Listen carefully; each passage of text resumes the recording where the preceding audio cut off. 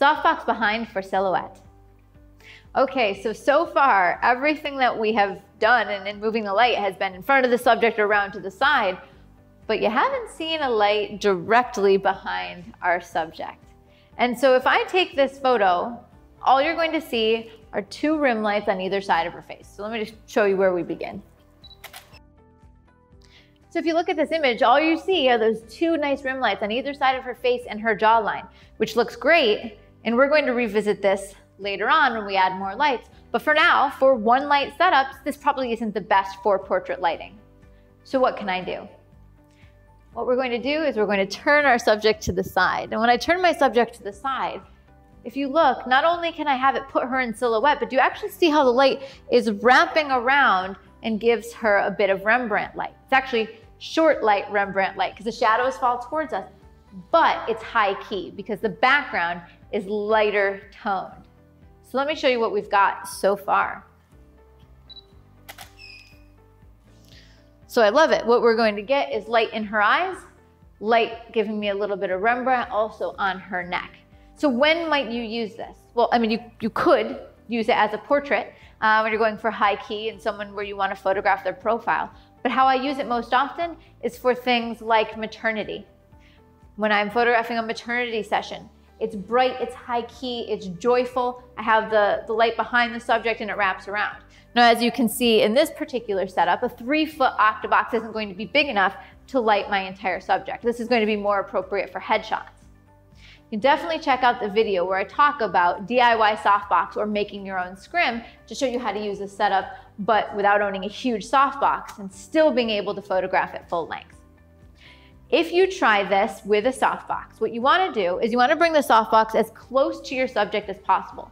The closer you bring it, the more the light wraps around, and that's how I actually have light on the side of the face closest to camera. But if I back that light up, it starts to become just a background light. It won't wrap. And so let me demonstrate that for you. So around, now I'm going to back it up. I'm going to back it up a foot or so. Okay, about a foot. Take the same shot.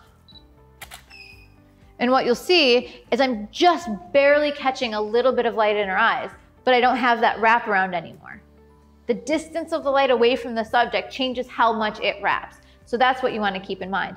And that's why this setup is best for softboxes or do-it-yourself softboxes. If you have a big umbrella with diffusion, the rod of the umbrella is going to make it basically impossible to get that umbrella right up next to your subject. So softboxes are the way to go for this. Also, if you bring the light up close to your subject and you want it to wrap around more, I'm going to bring it nice and close.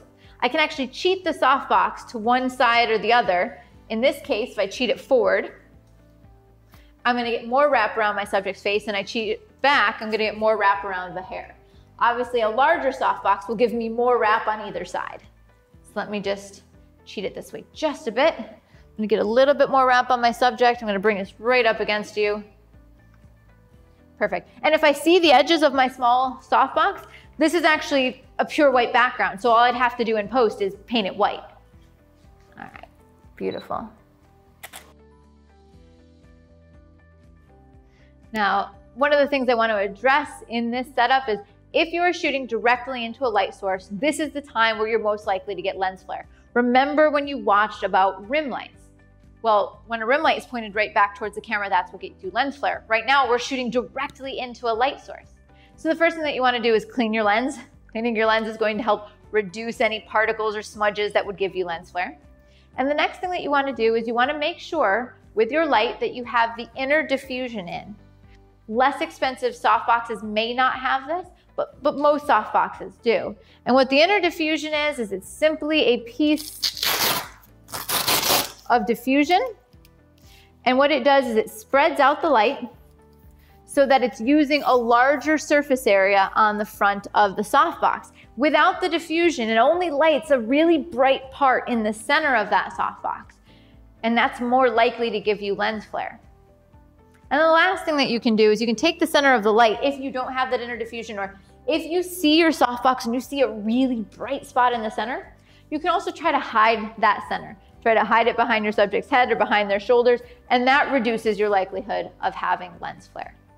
But if you've got a nice clean lens and you have your inner diffusion, you're not likely to have terrible lens flare, but you may need to increase the contrast of your image. Just drag the blacks just a little bit in post because you are in fact shooting into a light source.